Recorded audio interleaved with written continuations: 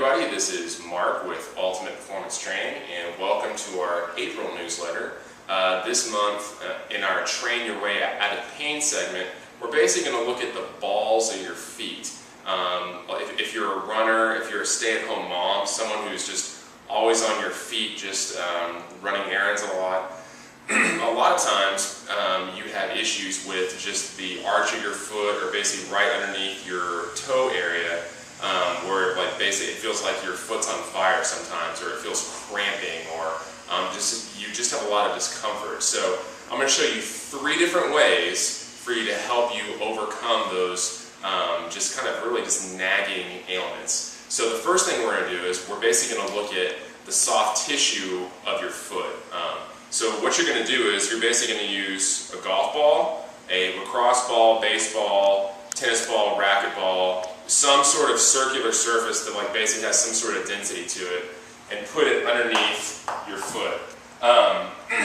Basically what you want to do is, in starting out, I probably would start with like a tennis ball or even a racquetball, something that's softer, especially if you have really bad foot pain at the bottom, and start out with that, and then basically progress up to something like a golf ball or a lacrosse ball or a baseball that's a lot thicker and harder. So definitely start off with something softer and then go and progress up to something harder. So what we're going to do is you're basically just going to find the areas of your foot and just basically roll forward, just to basically roll up and down, and just all those little nice tissues underneath your foot.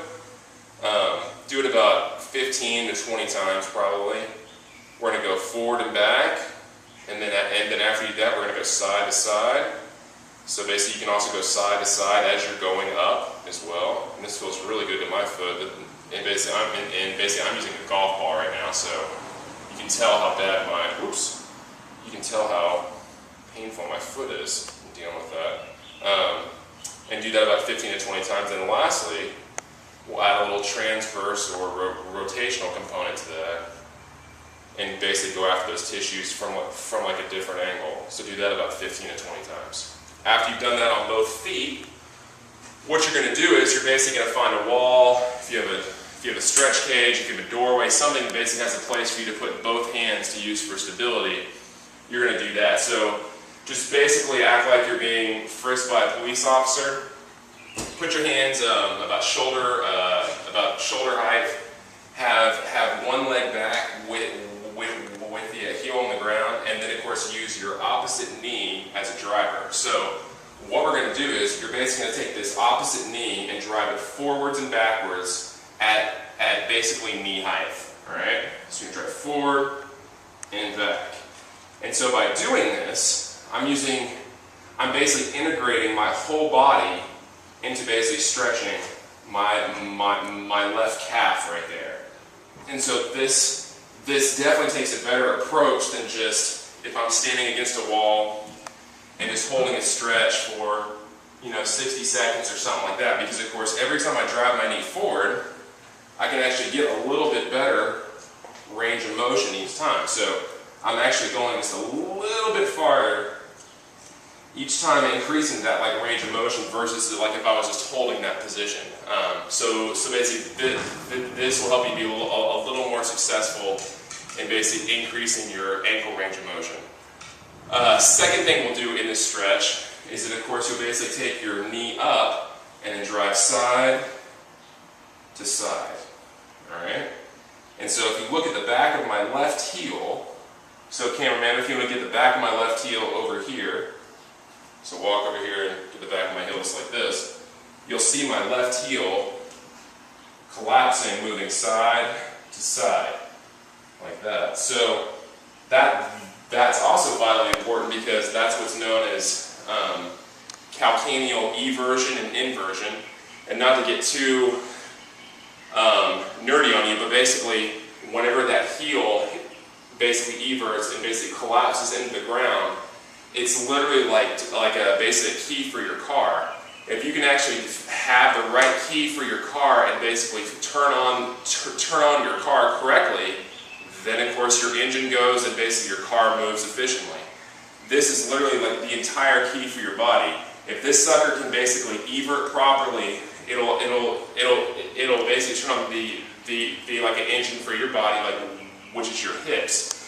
And so a lot of people have a lot of stiffness in this joint right here. And so if we can actually unlock that and basically help you become more successful with that, then you will notice a vital difference in dealing with your knees, dealing with your lower back, even your neck. So huge plus in basically stretching out those tissues. And then of course the last one like we're going to do with this is basically you're like going to drive your knee across. So basically you're going to go across and then close. So basically imagine your right knee is like a door that's opening and closing. Alright? And that's also going to help lock and unlock your foot that's on the ground. Alright? So basically do about anywhere from 8 to 15 reps in basically each plane of motion, forward and backwards, side to side, and rotationally. Last thing we're going to do, after we've created that basically new motion on the wall, we're basically going to create a little more mobility and stability. So what you're going to do is, so camera guy, you can just get me from right here, I'm going to basically do a mini knee squat. So I'm going to do is a squat just like this, and basically find my in range. And basically now I'm going to use my hands as a driver. So what I'm going to do is I'm going to have my hands just like this, and I'm going to reach back as far as I can go without causing any pain. And basically, you notice like every time I reach back, my knees go forward more. And so so by my knees going forward, that's actually creating a really cool response to my calves, basically helping them become more lengthened.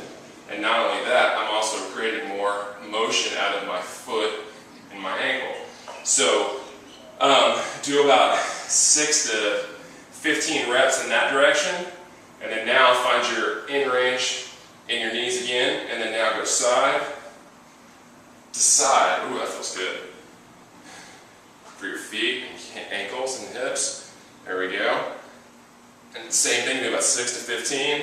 And then of course lastly here, have a nice tall posture, because of course we're going to force our knees to go forward. And then now we're going to add a little rotation like that. And you should see my feet, if you look at my feet, every time I move my hands like this is actually causing my feet to collapse and basically turning on my butt in the process.